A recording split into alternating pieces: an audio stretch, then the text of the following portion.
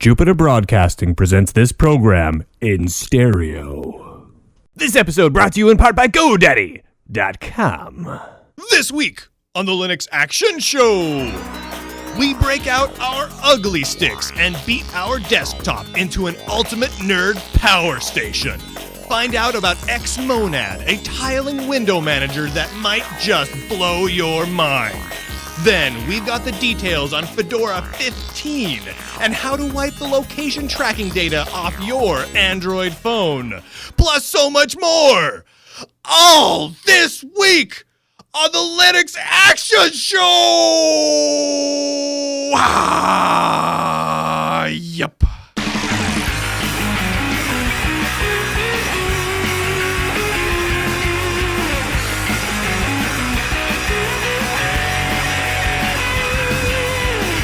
And welcome to Season 16, Episode 6 of the Linux Action Show. My name is Brian, that guy over there in the amazing shirt with the shirt that is longer than the outer shirt under the outer shirt is Chris. Hey, Brian, I am comfortable. That is Chris. really hip, by the way. It's super comfy, you got too.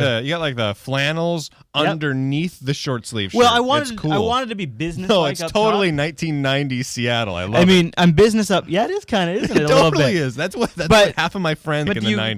do you count the pajama bottoms? See, that's really the complete ensemble, I think, is the pajama bottoms. Oh, you like the pajama bottoms? Well, they're nice. All right, and full disclosure, I got to... You got shorts on. I got shorts on. Yeah. You can see my... There's your manly legs right there. Yeah. Those of you listening to the audio show, you just missed out on creamy white man legs there. So there you go. So we're really presenting an image that we are not really part of here. That's like, fine, you would think Brian has really nice slacks or something on. No. You're at least you're some nice corduroy pants. super lucky That would look that great with I that jacket. put any pants on at all right now.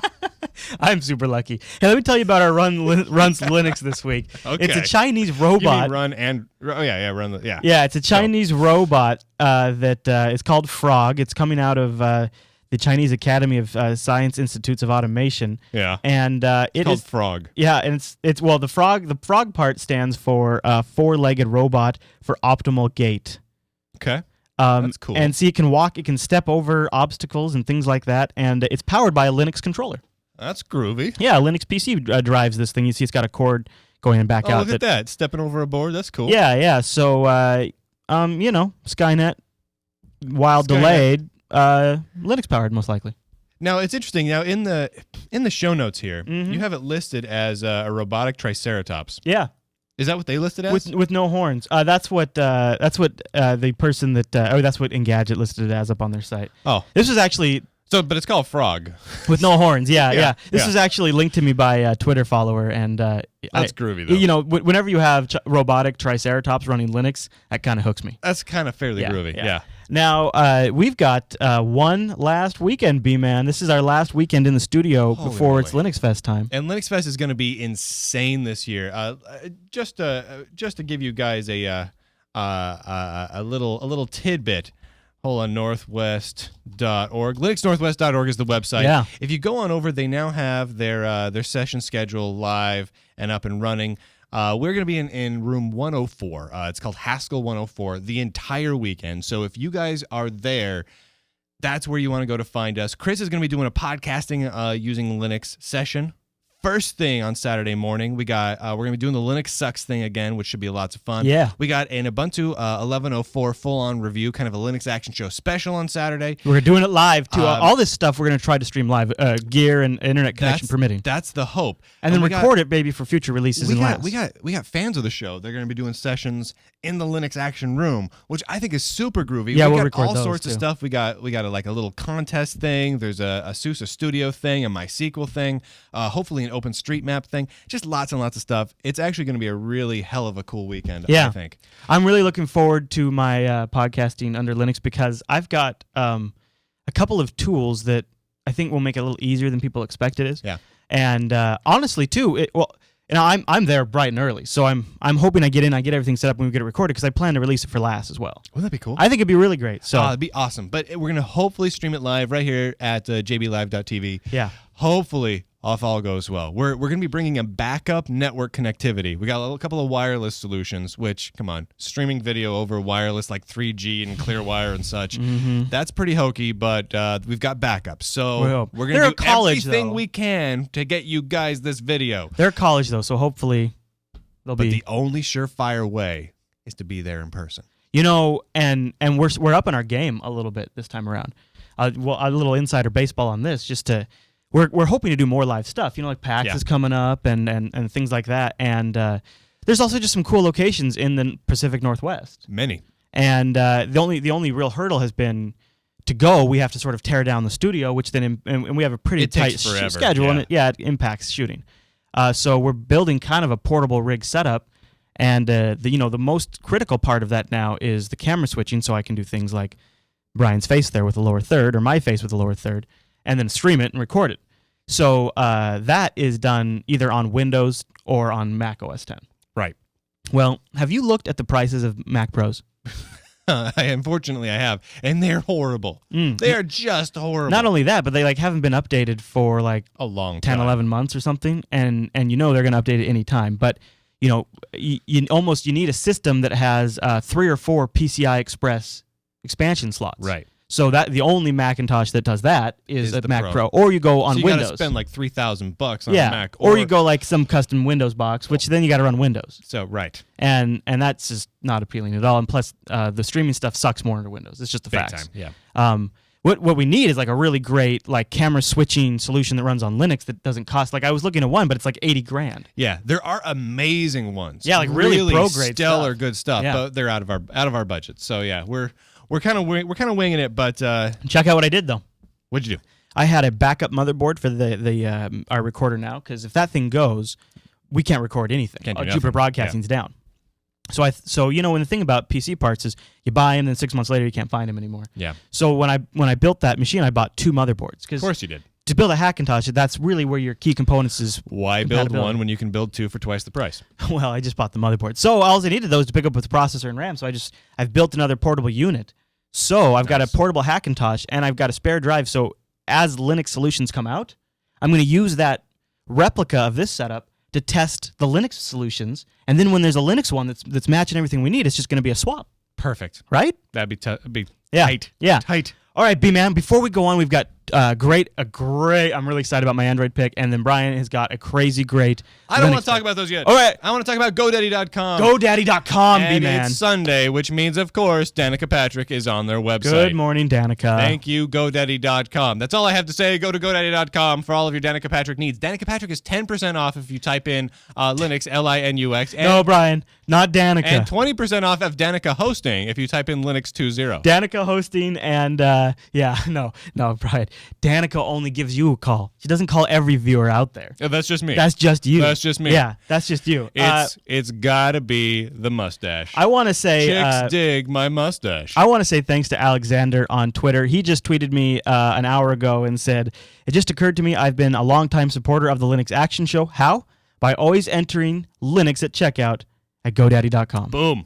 Thank you, and thank you everyone who supports the show. Absolutely. And now, on to the picks. Now, right. my first one, B-Man. Now, a lot of times when I talk about these apps, I'm like, iPhone users, they've had this for a long time. Yeah. iPhone users get everything first. Yep. And I know a lot of you Android fans out there were probably a little bummed out that the iPhone users once again got a feature before you, and that is the constant location tracking of everywhere you go. But thankfully, this week we learned that us Android users aren't left out in the dark. And thank goodness. And in fact, we are also being tracked, but just not quite as bad. Did you hear about this? It's like it only stores like 50 entries, so it auto-prunes. Oh, so it only knows where you've been for a while. Yeah. So if you're curious what your Android device knows about you, you have to be rooted for this to work. But check this out. It's called Location Cache, and it definitely one-ups the iPhone users because it's an app you install directly on your phone that can then pull up all of your location information. Not only that, this map is blurred for privacy reasons, but not only that, but it differentiates between cell towers and Wi-Fi points, gives you actually a little more detail than the iPhone tracker does. Yeah. But the app also, because remember, you have to be rooted, the app gives you the stats of like how many Wi-Fi access points have been tracked, how many cell towers have been tracked, and it also gives you the option to wipe that Oh, I like information that, yeah. and block them from ever being recorded again. Oh, that's very cool. Yeah, so that's and that's Yeah. exactly where you can see Android's Sheesh. Android's a little when you have power over your Android phone. That helps a lot. You have control back in your hand. I don't see why. If you had an Android phone, you got to root. You got to root You that gotta sucker. root. I mean, there's almost no point in having an Android phone if you haven't rooted. It If is- you have an Android phone and you haven't rooted, you're not a nerd. That's all there is to it. And the thing is it's almost a principle thing in my opinion because it is the exact equivalent, just a different value of buying a car with the hood welded shut. It is like buying. It'd be like going to Best Buy and buying a super cheap Dell. I got it's the same problem here with this little N900. Yeah. You get it. It's running a full Debian. Yeah. It's a full Debian-based Linux distribution. Sure. No root access by No. default. You gotta kind of install a bunch of packages to enable the ability to have root access. I did not know. I mean, of course, that's the first thing you do because, come on, why would you have a full Debian install but not be able to have root access? That's ridiculous. Totally ridiculous. So yeah. But at least on Android and these N900s and stuff, you can get root access. I mean, I get that it's to protect inexperienced users from maybe doing something to damage their system. But it should be as easy as getting administrative access on a desktop PC because it shouldn't it? these are computers. They're just PCs. Not only are they PCs just with smaller parts, but they know a lot more about us. So it's even more important that we have more control over them. Right. So the idea of Critical. it'd be like buying a PC from Best Buy and not getting administrative access. Right. So And not being able to open it up, not being able to have admin access. and That'd be being able to ridiculous. clear your location cache and block it, if that's something that worries you, that's a prime example of why you want to do that. So I have a link in the show notes if you want to try this app on your phone and see where you've been. It should work on your tablet as well. That's very cool. Yeah, it's really something. It's It does not require cool. root though. It's not cool that Android is also tracking you. At least it's not as bad as Apple, but at least it's cool that we have a tool that we can and fart all over. Well, that. and Google pointed out that it is opt-in. They do, and when you set up your Android phone, it does say, "Do you want to enable location tracking?" It does ask. Oh, it asks? Yeah, whereas like the iPhone, I think it's just part of the EULA. I believe when you set it up, at least on the Evo 4G. And if you turn off location tracking, can you still use all the location services? I'm not totally sure. Because that's like kind of the I don't deal. know if I think maps would still work. I don't know for sure. I've always turned them on because I'm afraid of like location services and apps and maps not working because it's murky to me. I don't know what that means. Yeah, I don't know what it means either. Yeah. Yeah. Let's talk about your pick though, because this is just nothing but fun. Yes, please. So I've talked about this game before. We're going to be talking a little bit about Vendetta Online. This is my Linux app pick of the week. I know I've talked about this before, guys, and so I was hesitant to use it As a pick, yeah. for this week's pick. I was going to use it for like pick number 10 or something like that. But honestly, they've been coming out with so much new content on a regular, have almost they? weekly basis. No kidding. That I had to mention these guys. These guys produce a game. An amazing game. If you are a sci-fi nerd, this is the game. It looks beautiful too. This is like I hate to bash anything that we at Jupiter Broadcasting do, but we have a show all about Star Trek Online. Oh, we do? This is like a million times more nerdy and sci-fi. What's that show called? Stoked. Oh, You Stoked. can find it at jupiterbroadcasting.com. But this show, imagine if you took Wing Commander, right? Oh. Where you actually go out in real time, use a joystick or that's- something, and actually yeah. fight around Yes, in sir. Yes, sir. space. I like that. This is that in a massively multiplayer trading scale. So it's kind of like EVE Online mixed with Wing Commander, and it is stellarly fun. So trading scale, what do you mean when you say trading? So like you go around an entire universe trading, So do you not upgrade via loot, but you upgrade like by trading? well, you kind of can get loot, but you really got to just trading, like you trade merchandise. You can haul things as a freighter. You can go mine. You can do all sorts of stuff. Great game, and it runs on Android. Not many Android. It runs on the Honeycomb, Zoom. right? Yeah, Yeah. Honeycomb, which is way cool. Way cool. I've never actually been able to play with it in person, but I've seen demos of it, and it looks just great. Seems like it'd be a blast. Which is honestly the big reason for me to get a Honeycomb tablet is to be able to play this game. I know, right? Runs on Linux, has run on Linux since day one, and I love seeing great commercial, amazing games run on Linux as the primary support since day one. And of course, it runs on some other platforms as well, but we don't care about that.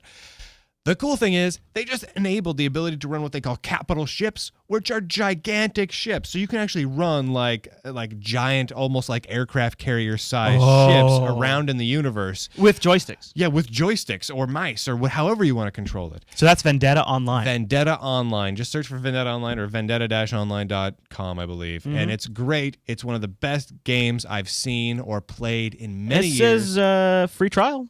Yeah, it's a free trial. And it's cheap to play. It's not like one of those, Do they have guilds and stuff? Thing. That'd be like a last guild would be fun. Yeah, no, totally. If we had a last guild going, oh man, I'd totally try it. Totally. All sorts of great stuff you can do there. That's Anyway, neat. it's an old game, but visually it's still stunning, great immersive And they're pumping environments. content into it, And huh? they are pumping content into it almost every week. Do you remember how much it costs when you have to pay? I don't remember. It's on their website. It's like the standard. It's cheaper than most MMOs. Yeah, but Very it's cool. great. It's great. Full Linux support. So like if you've been like an EVE Online fan or a Star Trek Online fan and you want your space fixed, but you're like, oh, They don't support my platform. EVE Online used to have Linux support. They never did full Linux native. But remember what they did was they bundled it with like a custom version of Wine, and that would run EVE Online. Well, then they pulled that even, so then they don't have support for that anymore. Star Trek Online doesn't have Linux support. So if you want, and most MMOs don't, and most MMOs, many of the big ones, run pretty okay under Wine. But if you want real Linux support, if you want a company that's fully supporting Linux, these are the guys. That's cool, dude. Yeah. I like that. So there you have it. Fantastic. All right. You know what? I'm going to check it out. I'm going to get back into it. Props, eh? I'm going to get back into it. You sold me. It's good. All right, B-Man. Let's do the news. Okay.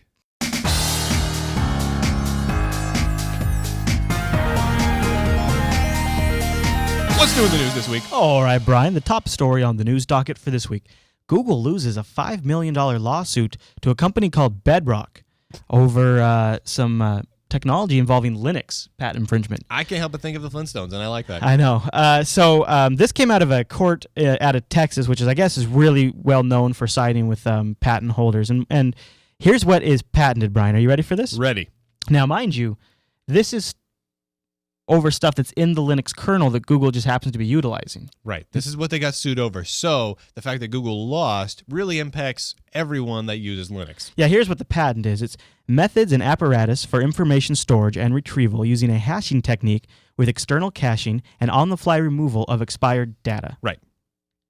So a hash cache.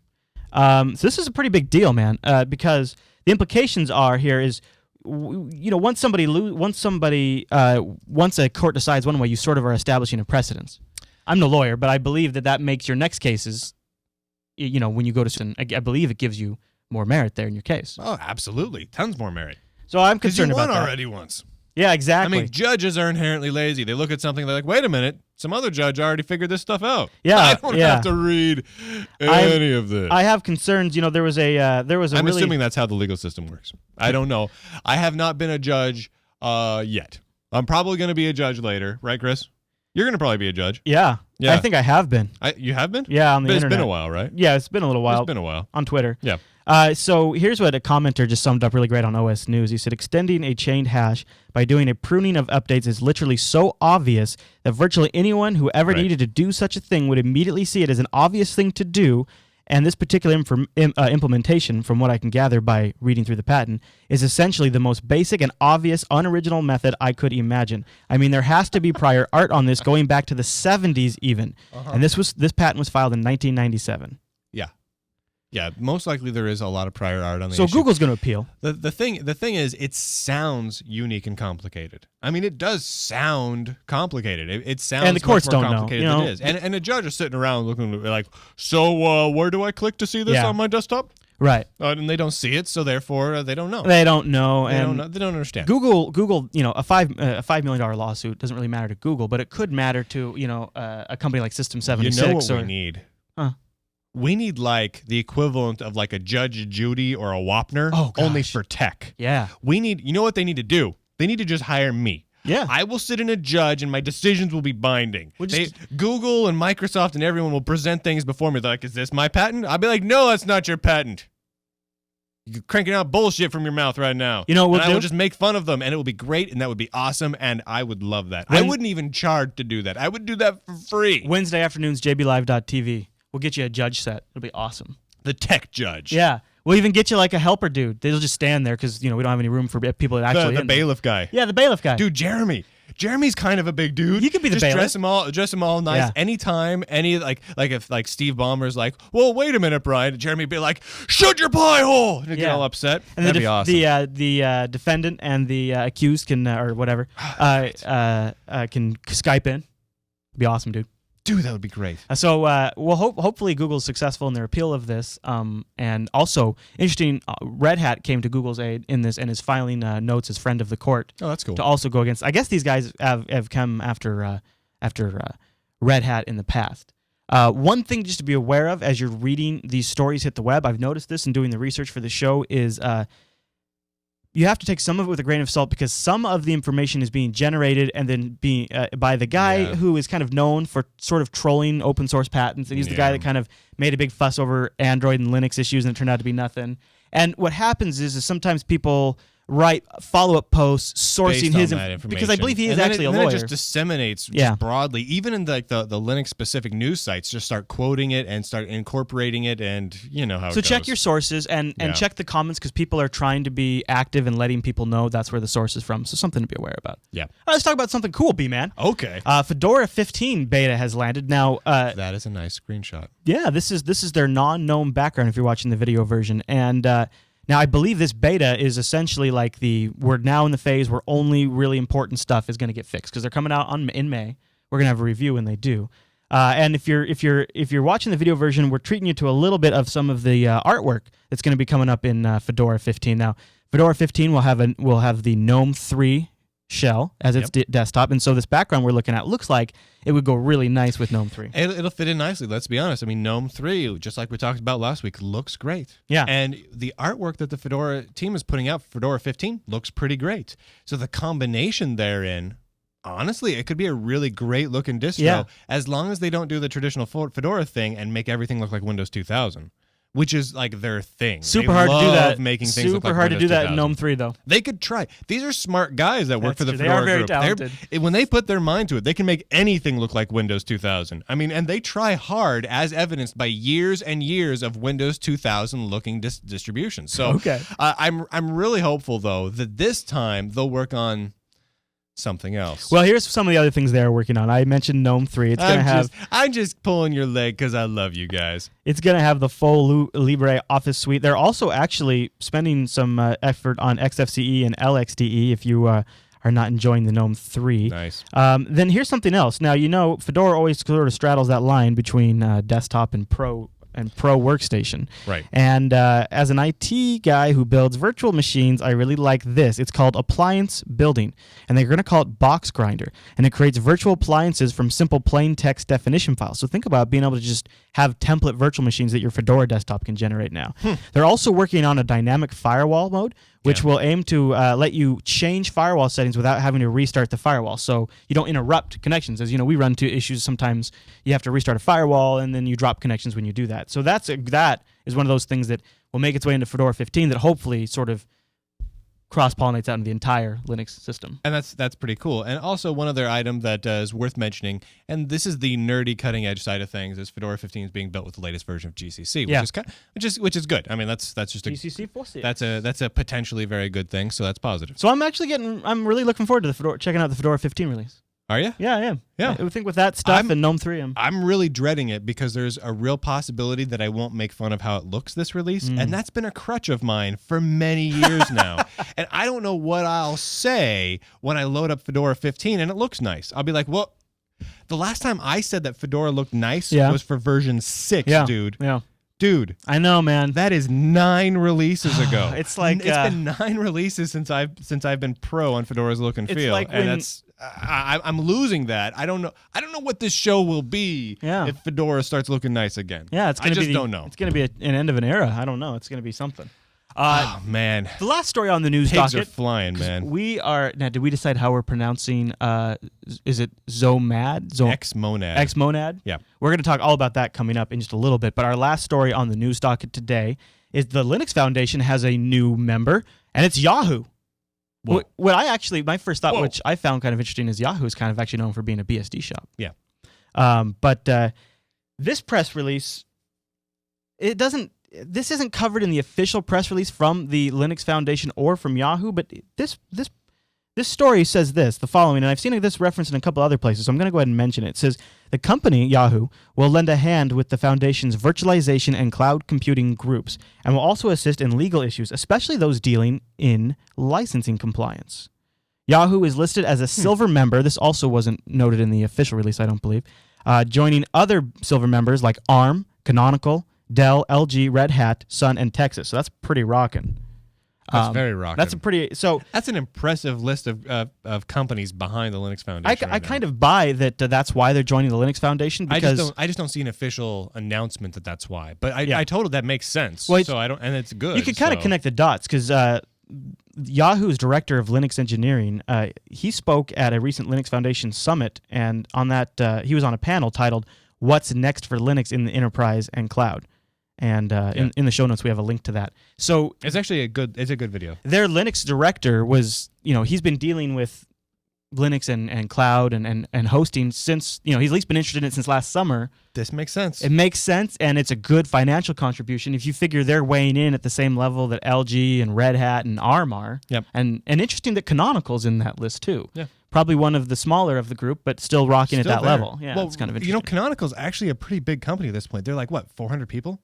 Are they really? Yeah, it's a big company. I mean, Canonical, while, we think of them as, part of our crew, Canonical, just like Red Hat, they're big companies now. They're not little shops anymore. Yeah. I mean, it'd be like pointing at Novell and saying that Novell's a little shop. Novell's a big Herkin company. Right. So that's really exciting. And plus, honestly, I kind of like Yahoo. I don't use Yahoo for my search anymore because I can't stand the Yahoo webpage. But they provide a lot of really cool services, and they provide a lot of open source stuff. Like they provide a lot of great JavaScript libraries for web developers, a lot of amazing stuff available from I guess Yahoo they're also guys, really so. well known for helping develop a lot of Q&A testing systems for open source projects to do Q&A banging on. Yeah, I think they have some unit testing stuff, but it's very cool. I like to see more people involved in the Linux Foundation. Linux Foundation's awesome, so this is fantastic news. Yeah, we've had on and off conversations over the years with some dudes from the Linux Foundation. I believe they feature our videos still in their videos section, and they're just great guys. Yeah, great guys. And gals. So they're doing good work, and I love that Yahoo's a part of it, so welcome to the team, and Yahoo. There's a good chance Linux Foundation will have some reps at Linuxfest. You betcha. And wouldn't it be, maybe we'll talk to them about this new Yahoo Just system. maybe. Yeah. All right, B-Man. Well, that's all the news for this week.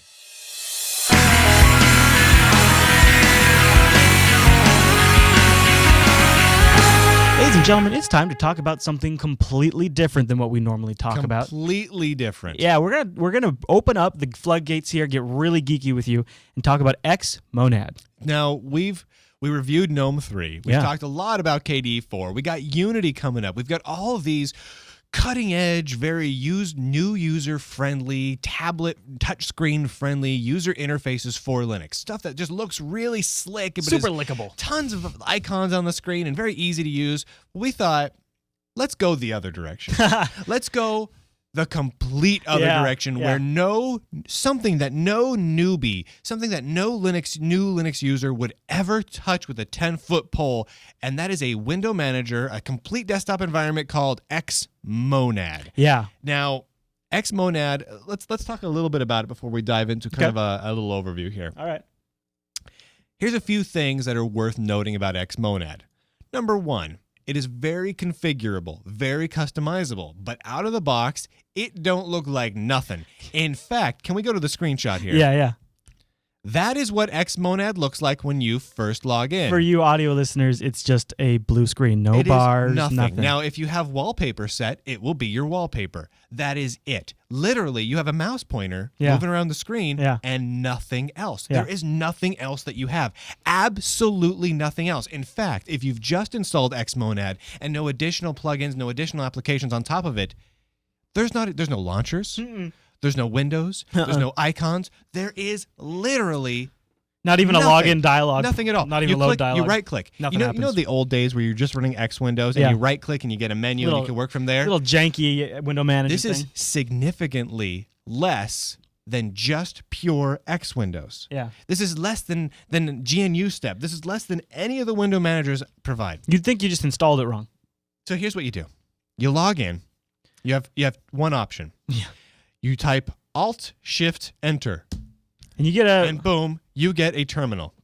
maybe. Now, those watching the video version, you may be a little out of luck. You might be here, underwhelmed by what we have to show you. because we're having some issues actually capturing properly Xmonad You have to use Wine software to do the capture, and yeah. the Wine software, of course, uses DirectX acceleration.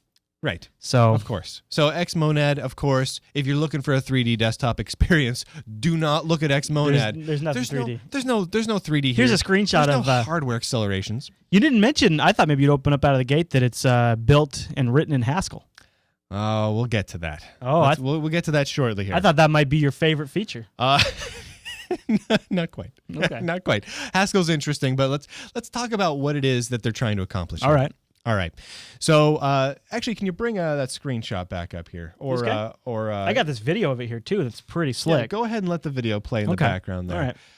So, one thing that you'll notice out of the gate for Xmonad is there's no close button. There's no minimize, maximize button. There's no window title bar for any window at all. It's kind of like when you're running GNOME and your window manager just crashes. The window decorator. Yeah, thing the window crashes. decorator is all Yeah. crashed, and you have no Right, ability to no move your borders windows or and- anything. yeah, Yeah, yeah. that's kind of like what Xmonad is out of the box. So then you're thinking, well, what exactly is this useful for? Here's where it starts getting kind of cool. If you're a keyboard man, this is great. You can do everything from the keyboard very, very well. You'll notice in the video, they're resizing windows around. Now, they're doing that simply by hitting the Alt, and then I believe it's H and L. Yeah. And boom, boom, boom, boom, boom, and you resize the currently selected window based on the currently selected layout. So everything is extremely keyboard centric. Extremely keyboard centric. Now, you can move between windows open by moving your mouse as well. Not by clicking, literally just by hovering your mouse over the window you Yeah, it want has to be the hover using. focus thing. It's all hover focus. And there is every window that is open on each virtual desktop is tiled. You move between virtual desktops by simply hitting Alt and then the number of the desktop you want to hop between. You can, of course, move the windows between desktops as well, but the real focus is you open up what you want to have on each virtual desktop. On number one, you have your Right. terminals or what have you. Now, how you tile those windows is up to you. You can actually move between the tiling algorithms simply by hitting Alt space or your mod key and space. And you just hit space a couple of times and you can come up with all sorts of different types of layouts. And I highly recommend, before you even think about installing Xmonad, go to xmonad.org. Yeah. There is a tour. Go to the documentations tab or documentations page and click on the tour. The tour will guide you through all of the key combinations that you can use in Xmonad. And because the out of the box experience Is nothing. It's necessary. Yeah, literally the first time I installed this, it was easy. I was running under Ubuntu 11.04 because I was playing with Natty and I was trying Unity out, and I just apt-get install Xmonad. Easy, piece of cake. Yeah. Logged out, logged back in as Xmonad as my desktop Yep. environment, and I waited. You thought, I'm oh, like, man, this loads slowly. I did the same thing. I thought, oh, the package in the repo must only be like the basic. Right. I need like a meta package to pull everything in. What am I missing here? And I just looked at it for a while, and all I had was my wallpaper. It's like you started to log in, but everything crashed. Yeah. And it logs in instantly. Yeah. There's no delay. Just boom, you're in. And it took me a while. I had hopped over to the website on my other machine. Like, what looked did I back at it. miss? I'm like, Kinda- wait a minute. Yeah. Alt, Shift, Enter. Boom. Terminal pops up. Awesome. Now, of course, you could live in a terminal. You can launch all of your applications from a terminal. Let me try something But with what this you guy. really want to have is a little bit more. What's You're the gonna log out have key combo? to log out? Yeah, it's like I don't remember. It's like Alt Shift Q or something. There, yeah, it's Alt There Shift Q. it is. Yeah, it's got a weird combo. Go ahead. I want to show you something neat. I don't know if you've caught. Yeah. So you go through with that. So, but one thing you're going to want to install right off the bat is install an application called dmenu. Yeah. And dmenu makes everything much, much better. It's a very, very simple application. You hold down Alt and hit P. Why P? I don't know. I don't know if I understand any of the keyboard combinations in Haskell. The good thing is the HJKL are all together, Yeah. which is nice. So that keeps it common. Comma and period are important, and space is important. So luckily, a lot of keys that you need bummer. are right next to each other. Oh, that's too bad. My GNOME 3 install broke it. What I had set up, and I'll see if I can Yeah, it's not the same command either. You have but a customized Haskell. what it is, it's really cool. It's see, look like I broke my GNOME 3 install is. You can take GNOME 2. Can't be GNOME 3, obviously. You take GNOME 2 and you can replace Metacity with Xmonad. Xmonad. Yeah. And so you get a lot of the features of Xmonad, but you still get panel bars and you can still do the menu. Well, that's cool. Yeah, so it's like a hybrid, and it's called Blue Tile. And you can actually on Ubuntu on a non-GNOME 3 Ubuntu box, you can just apt-get Blue Tile. Yeah. And it's like a GNOME, and that I think is the sweet spot, dude. That's because cool. Then it's not quite so altruistic kind of. Not quite all or nothing. Yeah, exactly. Yeah, that's what I put it. Xmonad is really, really barren. Now, the D menu thing, you type Alt-P, and literally all you get, let me see if I've got a screenshot of it here. Oh, yeah, here we go. Here we go. Can we get a screenshot up of this? All right, notice in this screenshot, there's just a couple of terminals open. Yeah. The little one down in the right-hand corner has got a red ring around it. That's the one with the focus. Yeah. These are completely different windows. I like at the that top method. here, someone's hit Alt-P and started typing Fire to launch Firefox. Yep.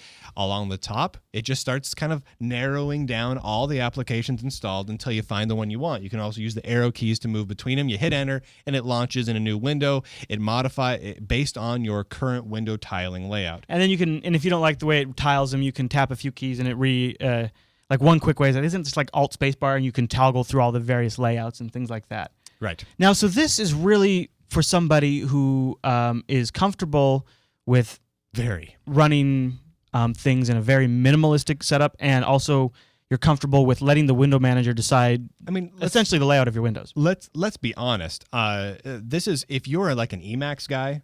This is great. Or the whole doing everything via keyboard reminds me a lot. Yeah, exactly. Of like a Vim or Emacs. I mean, if you live in the terminal, honestly, Xmonad's pretty cool. I could see this being a great way to go for a server. I've been thinking about this recently because I've got Well, that's one of their big things is memory usage is low. I've got my 2 Linux servers at home running right now, and I always throw a full UI on it because I want to have a whole bunch of terminals open and I want to see multiple ones at the same time. I don't want to have to switch between them and not see them. So I've been thinking about it, and I'm like, Xmonad would be perfect. I could have all my terminal windows open. It's got virtual desktops. I mean, it has all the features I need. It would be like if you had. And this is just from my context, but if you had a server room full of Linux boxes, and then you had like a management console when you walked in there with a big like 30-inch screen with a bunch of windows up tiled on that thing, that would be really rocking. I mean, really think about it. So you have, say, a couple of tiled windows up. One's running top, one's running... exactly. One is basically your dedicated kill terminal. Yeah. I mean, you could literally have one's open up with your SSH into your other servers. It'd be a really great way to go for I want to say it's like out of the box 15 megs at most of memory usage. The other thing to note... super fast and tiny. Is I've struggled, especially under Unity and GNOME 3 on my HP Envy here. Yeah. I have struggled with... thermal issues. This guy, it's got, I don't know, it's a metal case, so it's supposed to, they say, vent better, but it just seems to, under Unity and GNOME 3, it seems to be so hot that we'd almost not even be able to be running it right now because the fans are so loud. Right. Right now, under Xmonad, it's like fine, dude. It's fine. It's not even hardly making any noise. It's great. No problems there at all. It's actually kind of fantastic. Yeah. So I've been living in it for 2 days. I lived in it for 2 days. I've stopped now. And it is livable. I mean, you can live in it. It's doable. I didn't enjoy it though. Like I found that the first 20 minutes were frustrating beyond words. Yeah. Once I got used to it, I fell in love with it. I'm like, this is the greatest thing since sliced bread. I'm like, I don't even have to touch my mouse. This is phenomenal. I just moved my mouse into the corner and I forgot it was there. And when you're in the zone hacking away on something, it's super nice. Yeah, that is really nice. It's super nice because honestly, I'm a text guy. I love a good UI. In my mind, if you're gonna have a UI on something, make it gorgeous. You know what I mean? That's why I've always given some of the UI designers such a hard time. Because I'm like, if you're gonna have a UI, if you're gonna put icons, if you're gonna waste the resources, make it worth it. Make them look cool. Yeah. But Xmonad's the other side of it. Yeah. It's just functional. It just does what you need. It never gets in your way. It Right. is what you need, and no more, no less. Another And I great love use that. would be if you had like a dedicated virtualization box, but you wanted to be able to run the Yes. consoles, on the Great, right? Be great for that. Great. So my main takeaway from it is I'm a little too OCD about the way I usually have my web browser a certain size and I have my IRC chat window a certain size, and I'm really kind of picky about how things use the screen real estate. And so Super. that's why this one doesn't work so well for me. Where it might work, I just got to play with it, is maybe in combination with a little bit of GNOME. Yeah. That could be interesting. I think it's fun to look at this stuff now as we look at Unity and we look at GNOME. And man, oh man, did we hear from you guys on the feedback from last episode regarding like feeling our pain? We asked you guys, do you kind of feel like Unity and GNOME 3 are kind of leaving you behind a bit? A ton of you thought you felt that way. Absolutely. I was surprised by that. I kind of expected everyone to come back at us with, oh, you guys are crazy. You guys are being grumpy old men. GNOME 3 looks cool. Honestly, it's functional. It's a great quality. You guys are nuts. You guys are just harshing on the community. I'm like, well, I was ready to defend for myself. that, yeah. But realistically, most of the feedback we heard was, we agree. This is exactly the problem that we're up against. I don't know where I'm going to go. I don't know if I'm going to do LXDE. I don't know what desktop environment, XFCE maybe. The only little bit of feedback I got that wasn't like that was little tidbits of things that we maybe missed during our review of, like little tools that maybe help out the GNOME 3. There's some GNOME 3 customization tools out there you can get. Yeah, that did help a little few bit. people recommended to us. Going over to the forum and talking about I grabbed that. them. You got them? So I was able to hit it helps. I was able to set like my older GTK themes and stuff, and and turn on some menu icons And which turn on helped. the minimize button. Yeah. Turning on the minimize button saves my life. So I think it's those. I think it's that. But I think it's that overall tone that's kind of has our eye wandering now on this particular It does. subject. I find myself looking around at the desktop environments I would have never otherwise even seriously considered. Now, it's and this one, Xmonad, I'm not going to settle on it. It's not for me long term. Yeah. Other than maybe a server, I could see my BBS server and my home server becoming Xmonad boxes because it works so well for a server. I can't see any desktop environment, any window manager that would work better. Crevasse in the chat room, he has a blog that he's written quite a bit about Xmonad or Xmonad. It's hard to say that word for some reason. And he's got videos and he's got some stuff on there like you can set up rules so that your windows always. So like where he was saying is like if you're really that OCD, you could hard set so the windows always take certain positions. Yeah. So anyways, I'll link to that in the show notes. You can see some of. He's got a few videos posted and a few things like that. So, all of that in mind, here's a couple of tidbits. So we talked a little bit. Xmonad is written in Haskell. What do you think of that? It's interesting. Now, because of that, and part of the design is it's very, very extensible. If you're ready to configure the hell out of it and you're willing to learn a little bit of Haskell, it's kind of an amazingly versatile window manager in that regard. Now, one thing to talk about in Haskell. Haskell's weird. Haskell is a freaking weird programming language. Okay. Now, Haskell is, and I'm going to talk about one thing that I find the weirdest about Haskell. All right. Haskell's been around as a programming language for 20 years? Yes. Maybe a little more. It's the early 90s was the Take a first look. time I ever heard about Haskell.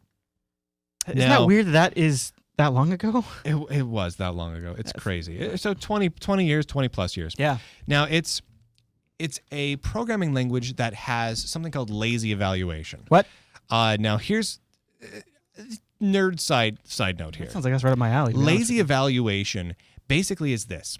If you want to have, in most programming languages, let's say C, you want to calculate the result of an expression. Like you create some mathematical expression and you want to calculate it. You have a function. You call that function. You set the result of that mathematical expression to a variable.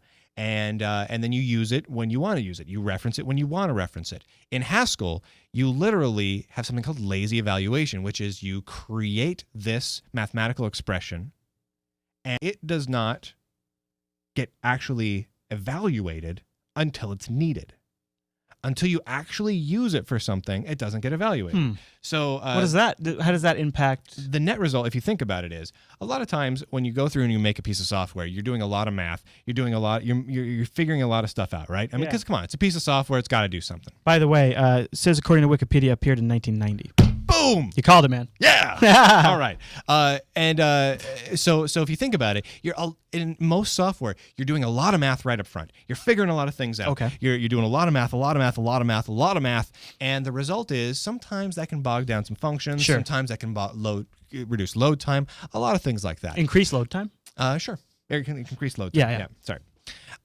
Now in Haskell, because things are not figured out until they're needed, they're not evaluated until it's absolutely needed, things a lot of times operate faster. A lot of times evaluations, a lot of times there's less upfront cost to do something. There's less cost for you're running an individual function, right? And you're saying in that function you have 50 different mathematical things you're evaluating, sure. 50 different expressions, but really you only need like 3 of them, so it's only going to do those 3. But traditionally, I'd have to do all of that work up front. Right. Right. Well, in theory. So it doesn't impact the fact that it has to do the math kind of on the fly? Oh, yeah, that's a problem because then you lower it at runtime. Okay. Yeah. So Haskell is interesting. I don't use Haskell for anything. Right. But it's really interesting, and I don't know a job that is a Haskell job. I was just looking for here's Wikipedia has some implementations examples. I'll take a look at it. Oh, there's lots of great implementations of Haskell. Haskell is great. Haskell is really cool. But I've never gone to a job and been like, so you've got a lot of experience, but I'm not seeing Haskell. Yeah, on you got your any resume. Haskell experience? Yeah, Haskell. All of our software we make is all written in Haskell. It just doesn't happen that often. So it's not commercially viable, but it's great. Chat room says it's big in financial modeling. Okay. You know, ever got a gig in? You know what also is big in financial modeling? Fortran. Yeah. How much you use Fortran. And COBOL is too. Yeah. Yeah. Well, COBOL's big on the mainframe side of things. Yeah. So actually, COBOL's a great way to earn a good income. If you're a COBOL master, there's just so few people out there that are. Yeah. You can make good bank. But anyway, so you running Xmonad is kind of a neat way to scratch the itch of being able to use Haskell and see a net result for it, because you actually can use Haskell to make your desktop environment experience better, make it more custom. And so you get the chance to play with a new programming language while you're customizing your new window manager, and that's kind of cool. So I recommend it if you're super nerdy. If you're super, super, super nerdy, if you're a developer, this is actually a great environment, especially if you're a developer for software that's not very GUI. If you do a lot of web development, this is great. If you do a lot of kernel development, honestly, Xmonad would be rocking. Yeah. If you're a very heavy GUI guy and you're doing a lot of GNOME and KDE software, honestly, this sucks because you can't really do what you need to do, and so I had to leave. But this is very cool. It does seem it seems specific purpose to me, or it seems like adjusting the whole way I use the desktop, and then sort of committing myself to that platform for a while. I agree though, man, and because on a Debian system, and I'm sure there's Yum repos and OpenSUSE packages, it's pretty painless to install. Super painless. So why not? Yeah, why not give it a ring? Give it a spin, a try. Yeah, like on this box, all it was apt-get, and then just log out and choose it as the session. Yeah, that's it. But seriously, install dmenu. If you install Xmonad, install dmenu, Alt-P right when you log in, and you can start launching whatever you want. Cool. Otherwise, you're forced to do the Alt-Shift return, and then you bring up the terminal, and then you work from there. Too much work. I'm very, very lazy. Thanks for the tip. Super very lazy. Yeah. That's the kind of guy I am. Dmenu. So now the interesting thing here is, what is this? What else is there? So there's LXDE. There are lots of window managers that we've tried. Yeah. Lots of ones that we've reviewed, including XFCE and the like. We've talked about doing kind of minimal install XFCE systems before. There's been quite a few years, but we've talked about it. I would like to hear from you guys. Yeah. What sort of crazy off the wall, and come on, Xmonad's pretty crazy and off the wall in a good way, window managers and desktop environments are you guys using that are not normal? I don't want to hear from you guys if you're running XFCE and LXDE and GNOME and KDE. We've got those covered. I want to hear about the weird stuff. I want to hear about the really weird window managers, because I'm wondering if maybe we're missing something. Are we missing something that's super crazy cool? Wouldn't that be something? Something that really blows us away? Yeah, maybe even if it's rough. Even if it's early stages but kind of functional, I want to hear about it, because there's so many people that are looking for a new home right now. People that are like, I don't like GNOME 3, I don't like Unity, I don't like KDE 4, so where do I go? Where do I go that's really interesting? And I want to hear from you guys. You guys I know are running some weird stuff. Let us know about it. Go over to jupitercolony.com. hop into the forum and let us know in there, and let's get some discussion going about where the really interesting and weird window managers You know, are. and I'm going to need another cleansing because I'm going to spend the rest of this week in Unity and get ready for a review on Saturday, and then after that, I'm jumping full feed into Fedora 15. So after all that, I'm going to be on Unity and GNOME 3. I'm going to be ready for something different. And already the chat room's going nuts with things like E17, Window Maker, Rat Poison, Awesome, which is an awesome window manager, as everyone says. Yeah. There's so many different things that we can try out. I'd really like to spend some time over the next several months going through some of these great window managers that just don't get any attention. Totally. Yeah. Good Anyway, call, man. That's all I wanted to say there. It's really hard to give a full review as Xmonad because I'm not going to be running it. Yeah. At least not on my But desktop. that's a good first look, and I found it a fascinating little adventure. It's kind of cool, isn't it? And we'd love to know what you guys hear, so let us know. And that brings us to the end of this week's glorious, glorious episode. We geeked out, man. Thank you, everyone, for tuning in with us and being super nerdy with us. We really appreciate it. Don't forget, next week's going to be weird. Live all weekend if everything goes as planned, too. We hope so. JBLive.tv. Come on back here. Not just Sunday at 10 a.m., not just Saturday at 10 a.m., but day. the whole damn weekend. And we're going to work with other people who are there at the Linux Fest to get them on the live stream. So it's not just our faces the entire time. We're going to have people from other open source projects on there presenting. Absolutely. So we've got so much stuff. So I'm going to be giving actually a tutorial session on Illumination there as well. Cool, dude. That'll be on the end of the day Sunday. Okay. So that'll be kind of fun, specifically targeted around building Android applications and Linux desktop Python applications. So that'll be fun. Very nice. We've got one of our listeners is giving a kind of an overview kind of / tutorial thing on SUSE Studio, which that'll be groovy. We've got a viewer who's going to be giving a session on MySQL. So, just kind of an introductory, here you go, MySQL, rock out. I wonder if you'll have anything to say with whole Oracle stuff going on, too. So that'll be pretty cool. There's a kind of like it's like an alpha geek contest, like a nerd trivia thing. Yeah. Obviously, you guys at home won't be able to partake in it, but you can watch You can always give your answers in the chat room. in the audience. Have a superior attitude about being right from And realistically, remote. you give your answers in the chat room. You basically are like outsourcing it. People in the audience, they have their little IRC clients up on their phones. They're cheating. That would They're only be cheating. other Jupiter Broadcasting audience members, so they'd be hooking have each that other advantage. up, be helping other friends so there out. you go. Yeah. That'll be a lot of fun. We're going to try and get a lot of that stuff posted after the fact. See as much as we can. But we'll see what we can do. It's really up. We've never done anything quite this scale before. So we'll see what we can do. Yeah. That's all I've got. JupiterCalling.com is good. Twitter.com/Brian Lunduke and Chris LAS. Go over to Facebook.com/Jupiter Broadcasting. Those are all places that you can find out about us. That's epic. You can talk to us. Yeah. You can do things with us. Get more stuff. And we will be Twittering all weekend long because Probably. that is the messaging format of the masses. Probably. From the thingy dingy. And probably the biggest thing you'll want to try to catch is do you remember what time we're doing the Ubuntu 11? You know what? I'm just going to look. Yeah, because if I don't look now, I'll never know. We scheduled a specific time over at Linux Fest. We're going to do our Natty review, which comes out next weekend live at Linux Fest. All right, here's the festival's thing. All right, next Saturday, and this is all Pacific time, guys. So you can tune in. Whether or not you're going to the Linux Fest, these are hopefully the times this will be live at 10 a.m. Podcasting with Linux. Chris will be talking about that. If everything works out. If everything works out okay, you can listen to us podcast with Linux over a Podcasting by Linux live stream. Yeah. At 11 a.m., I'm going to be giving my yearly Why Linux Sucks talk. Dun, dun, dun. That should be a lot of fun. This is Saturday still. This is Saturday. At 1:30 p.m. on Saturday, we're going to be doing a Linux Action Show special Ubuntu 11.04 review, which is good. That means 11 o'clock will go. I'll tell everyone, Linux sucks, blah, blah, blah. And then we'll go to lunch. We'll grab a burger. We'll grab a beer. We got to hustle and make sure we actually get back in time for the 1:30 show. 1:30 show. At 1:30, we'll be a little tipsy, and we'll be talking about the new Ubuntu and Unity. Live 1:30 p.m. Pacific at jblive.tv. At 2:30 will be Linux Your Way with SUSE Studio. That should be a lot of fun. At 3:30 will be Alpha Geek Lather Rinse Repeat. That sounds fun. I want to do all those things. At least we'll be clean, it sounds like. That's right. Then Sunday, 10 a.m. is going to be the Linux Action Show live. Yep. A regular Linux Action Show will do live on location at Linux Fest. At 1:30 will be a MySQL overview. And at 2:30 will be an Illumination for Linux and Android apps run through. So a lot of stuff all weekend long.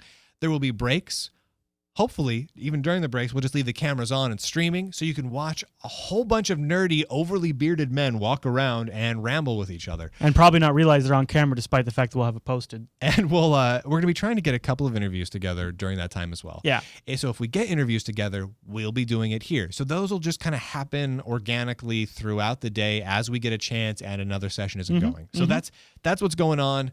It's going to be crazy. It's going to be the Linux Action Festival is going to be nuts. Yep. And everyone who can make it there, you're not going to be disappointed. It should be a lot of fun. And that's all I got to say on that matter. Boy, I hope we can make it live. If you go to jblive.tv and it's not live, it's not there, means we're probably having problems. We're trying. That means that Chris is stressing out. Jeremy's going to be up there. He's going to be freaking out because Jeremy's going to be probably driving back and forth from the studio up to the location, shuttling gear back and forth. And I'll be standing in front of people with like a deer caught in the headlights. And so that's roughly what's going to be happening. So really, if we do screw up, if everything goes kablooey, you're going to want to be there so you can mock us and laugh at us. I've always got a camera on my Evo we could bust out just to capture the behind-the-scenes drama. You know, I could do that too. Yeah, right? Yeah. There you go. Why not? I think I could do a little thing on my N900, a little stream out. All right, everyone. Well, I think that just about wraps up this week's episode of the Linux Action Show. But we'll see you all next weekend.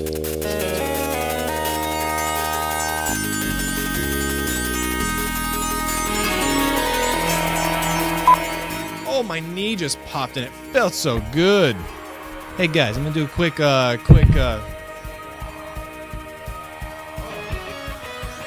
on. I'm gonna do a Jeremy.